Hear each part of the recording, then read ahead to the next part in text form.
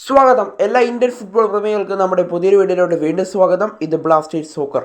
കഴിഞ്ഞ സീസണിലെ അതേ മികച്ച പ്രകടനം തന്നെയാണ് മോഹൻ ബഗാൻ സൂപ്പർ ജയൻസ് ഈ സീസണിലും പുറത്തെടുത്തിട്ടുണ്ടായിരുന്നത്. എന്നാൽ Mohan Bagan super giants Odisha FC semi ഫൈനലിൽ വീഴ്ത്തിക്കൊണ്ട് മോഹൻ ബഗാൻ ഇപ്പോൾ ഫൈനലിലേക്ക് മുന്നേറിയിരിക്കുകയാണ്. കഴിഞ്ഞ സീസണിലും മോഹൻ ബഗാൻ ഫൈനലിലേക്ക് മുന്നേറി കിരീടം നേടിയിരുന്നു. എന്നാൽ ഈ സീസണിലൊരു പ്രത്യേകതയുണ്ട്. ISL ഷീൽഡ് നേടിയതിനു ശേഷമാണ് മോഹൻ ബഗാൻ ഫൈനലിലേക്ക് മുന്നേറിയിരിക്കുന്നത്. ഇനി ആ കിരീടം കൂടി നേടിയാൽ മോഹൻ ബഗാൻ്റെ റെക്കോർഡാണുള്ളത്. കാരണം ആദ്യമായിട്ടായിരിക്കും ISL ഒരു ടീം ഷീൽഡും അതുപോലെ തന്നെ കിരീടവും ഒറ്റ സീസണിൽ നേടുന്നതെന്ന പ്രത്യേകതയും മോഹൻ ബഗാന് ഈ സീസണിലൂടെ നേടിയെടുക്കാനായിട്ട് സാധിക്കും.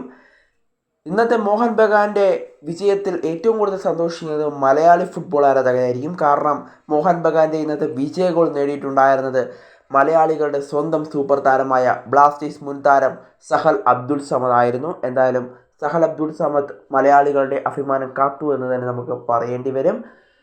കൂടാതെ മോഹൻ ബഗാന് വേണ്ടി ഇന്ന് ആദ്യത്തെ ഗോൾ നേടിയിട്ടുണ്ടായിരുന്നത് ജേസൺ കമ്മിങ്സ് ആയിരുന്നു.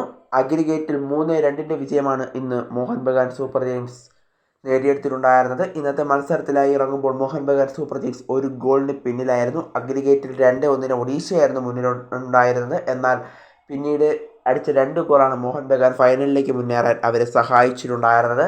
എന്നാൽ സഹലിൻ്റെ വിജയ ഗോളിൽ മോഹൻ ബഗാൻ ഫൈനലിനെ ചുംബിച്ചിരിക്കുന്നു. ഇനി കിരീടമായിരിക്കും അവരുടെ ലക്ഷ്യം.